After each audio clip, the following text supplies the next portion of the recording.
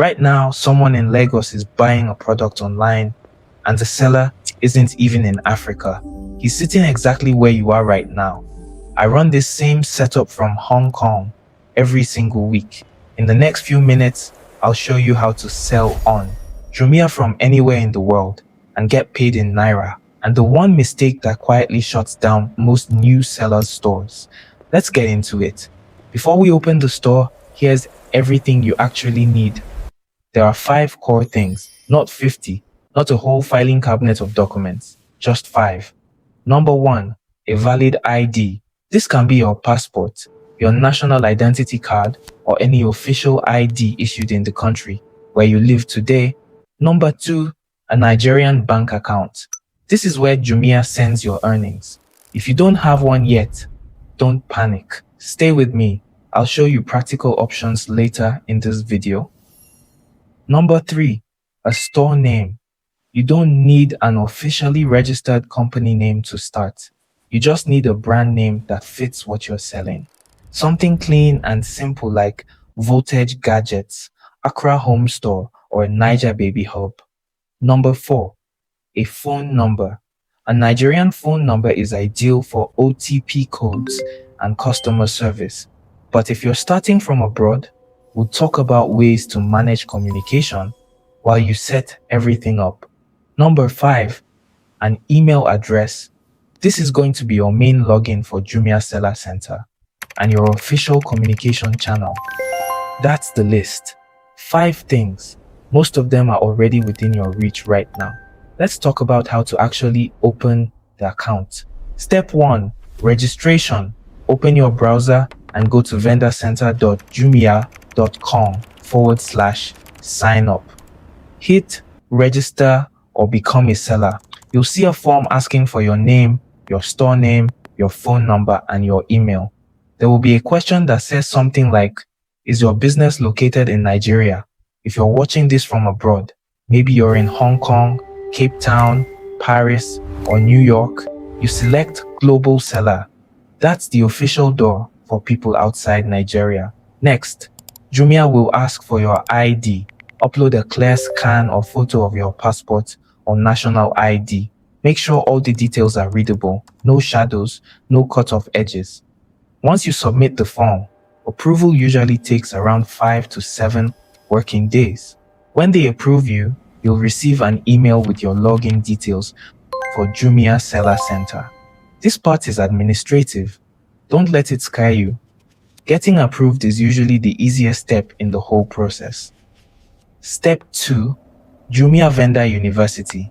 Now we move to the part most people ignore, and it's the main reason they struggle later. Jumia has a free online training platform called Vendor University. Think of it as their seller school.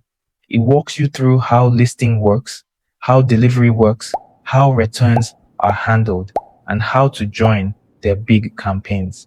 Here's the important detail. Jumia expects new sellers to complete this training before their store is fully active. You can't just click next, next, next, and assume you're done. Give yourself about 2 hours. Sit down with your laptop and a notebook. Watch the modules. Pause when you need to. Write down the rules that matter, like image sizes, category guidelines, and penalty policies. Because every mistake you avoid here, wrong categories, missing details, bad packaging, saves you angry customers, negative reviews, and account flags later. A lot of sellers log in once, skip the training, throw up any kind of listing, and then go online saying Jumia doesn't work. The truth is, they never learned how it works. You're different. You're building a real business, not just trying your luck. Step 3, building listings that actually sell. A Jumia listing is not just photo plus price. It's more like your salesperson, your shop shelf, and your product brochure, all in one place. We're going to build listings that convert. There are 4 key pieces. First, the title. Your title should clearly say what the product is, who it's for, and one important benefit. Not just nice phone case. Instead, iPhone 15 Pro case. Shock-proof clear cover with camera lens protection. If it's a blender, don't write good blender. Right, 500-watt electric blender, 1.5-liter glass jar with ice crush function. Titles like this help both the buyer and the search engine. Second, the photos. Jumia is strict about images. Your main photo should be clean, bright, and on a plain or very light background. No clutter, no dark shadows, no screenshots of catalog pages. If you're sourcing from 1688 or Alibaba, ask your supplier for high-resolution photos, or take your own once the samples arrive. Think of your main image as the first handshake with the customer. Third, the price. Before you list, go on Jumia and search for the product you want to sell. Look at what other serious sellers are charging. Your price should sit roughly within 10 to 15% of that range. If you go way higher, buyers ignore you. If you go way lower, Jumia may question the price and buyers may suspect the product or the seller. Always calculate your total landed cost, product cost, any sourcing agent fee, shipping to your contact in Nigeria, Jumia's commission, packaging, and a bit of buffer for returns, damage, or exchange rate movement. Then set a price that still leaves you profit after everything. Fourth, the description. Imagine somebody is standing in your shop, holding the product, asking questions. They can't do that online, so your description has to do the talking. Explain what materials it uses, what sizes or colors exist, what's inside the box, how to use or care for it, and any important warnings. Buyers on Jumia do read descriptions, especially for electronics, home appliances, and baby products. Answer their questions before they even ask. If you get these 4 pieces right, title, photos, price, description, you are already on a different level from most new sellers. Step 4, fulfilling orders while you're abroad. This is the question I get the most. How does a buyer in Lagos, Abuja, or Port Harcourt receive a product if I'm sitting in Hong Kong or Paris? You have 2 main routes. Option A, a trusted person in Nigeria. You use everything we covered in earlier videos to source from China, maybe from 1688, Taobao, or Alibaba. You ship those products to someone you trust in Nigeria. That person receives the stock, stores it safely, and when an order comes in, they package it and drop it off at a Jumia drop-off station. From there, Jumia's logistics network takes over.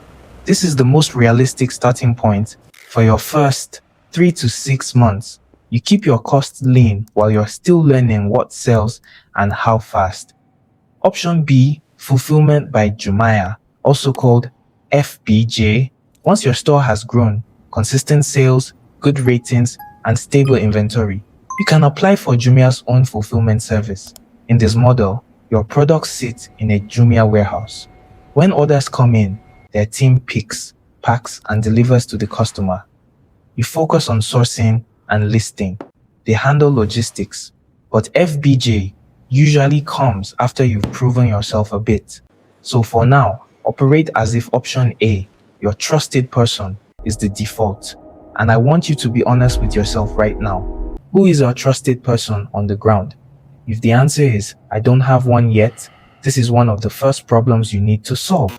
Not after you list products, before. You now have the exact system to register your store, build listings that convert, and fulfill orders without stepping foot in Africa. Your foundation is rock solid, but there's one big piece missing. How do you actually get your profits out and get paid while living abroad? In the next video, I am going to break down the exact banking structures you must use, whether you have a Nigerian BVN or not. Plus, I will show you the 90-day Jumia sales engine to get your first consistent orders. If you're serious about building this, subscribe and turn on the bell, because the next video shows you exactly how to get paid, even without a Nigerian BVN. And drop one comment. What's the first product you'd sell on Jumia? I read every single one. This is Trade Afrique. Keep building. I'll see you in the next one.